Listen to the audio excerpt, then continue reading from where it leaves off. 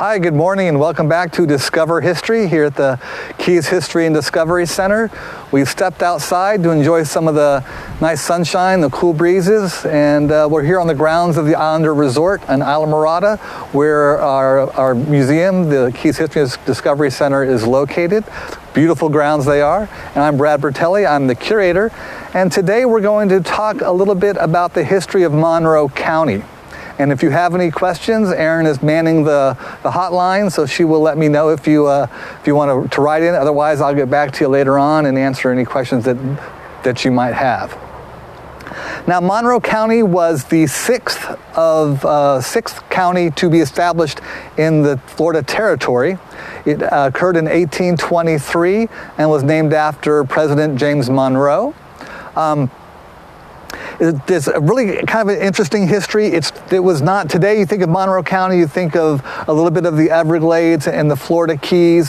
When it was initially established, Monroe County was a much larger piece of real estate, stretched from Key West all the way up to Lake Okeechobee, and then as far west as Fort Myers and that area on the west coast. Very large, a very large area.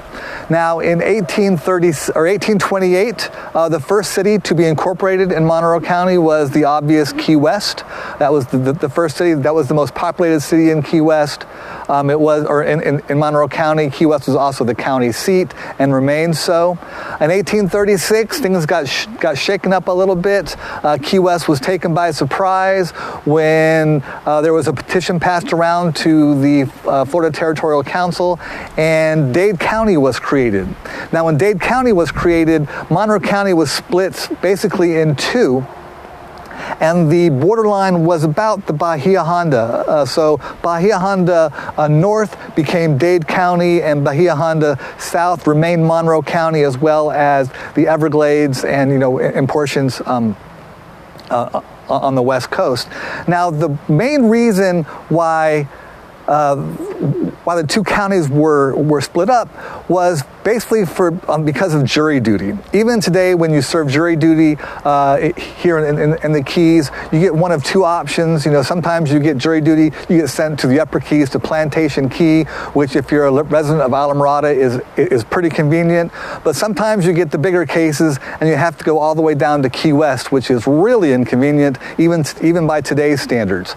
But if you can imagine, in the 1820s, you get called to jury duty twice a year. And if you're living, up by Lake Okeechobee in one of the small outposts up there, and you get called, really inconvenient. So that was really the argument behind creating Dade County, was that it was unfair to people of the northern parts of Monroe County to have to serve jury duty all the way down in Key West. Now, even to reach Key West from here, where we are in Islamorada on Upper Matacumbe Key, if you have great winds and very favorable conditions, it still might take a day to get to Key West, sailing-wise. But you can't always count on those favorable conditions, and sometimes it would take much longer. And if there was some doldrums and there's no wind, it could take even longer to get to Key West. Not to mention trying to get back home. Now, in 1836, when Dade County was created, Indian Key, the small community of Indian Key, which was named the county seat because it became the largest community in the newly formed Dade County. It was a temporary position. Of course, in 1840, Indian Key had that horrific attack during the Seminole War, and the island was basically deserted. For residential purposes. It did become a naval base, but that's a whole different story that we'll attack on a different day. But the county seat remained on Indian Key until 1844, when it moved up to Miami, on the Miami River there. But still, it remains, Dade County remained, and Monroe County remained as kind of this sliced off portion until 1866, when a lot of some of the Dade County was given back to Monroe County, and the Florida Keys, all the Florida Keys became Monroe County, and looks more like it does today. Now, that would change a little bit over time. One of my favorite trivia questions is so if Key West was the first city that was incorporated in Monroe County, what was the second city to be incorporated in Monroe County? And people often, when I ask that question, people often say, oh, Marathon, Islamorada, these aren't really cities, and those wouldn't happen for a lot longer. But actually, the second city to be incorporated in Monroe County was way over on the west coast of Florida, and was Fort Myers, which is today the county seat of Lee County. And then once Lee County and Collier County,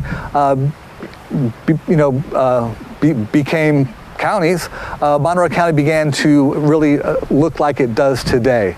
Now today, the Monroe County line is about mile marker 114, right at Manatee Creek. So from the Monroe County line at mile marker 114 to Key West, that's what we really consider Monroe County. It also does stretch out into the Everglades.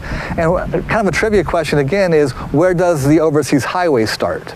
A lot of people think Jewfish Creek Bridge at 106, or I'm sorry, at 108, but the Overseas Highway really starts at the county line. So from Monroe County, once you cross mile marker 114 at Monroe County, the road becomes Overseas Highway. When you're driving away from out of the Keys and you cross over mile marker 114, that area, the county line, once you cross over into Dade County, then it becomes Dixie Highway. All, of course, part of the US 1, but as far as the local terms called, that would be the Overseas Highway from mile marker 114 to mile marker 0, and then Dixie Highway all the way up north. Now, we're not going to have a Discover History session next Tuesday. We're going to let our staff take a little, go on some little break for Thanksgiving, and then we'll be back the following Tuesday with more great history, more interesting takes, and we will probably start going back on now that it's cooled down and the phone, our movie camera phone won't overheat. We can go back and do some field trips and explore some of the other areas of the Upper Keys and bring those to you firsthand. So until next week, hope you. Not next week. Yes, until 2 weeks.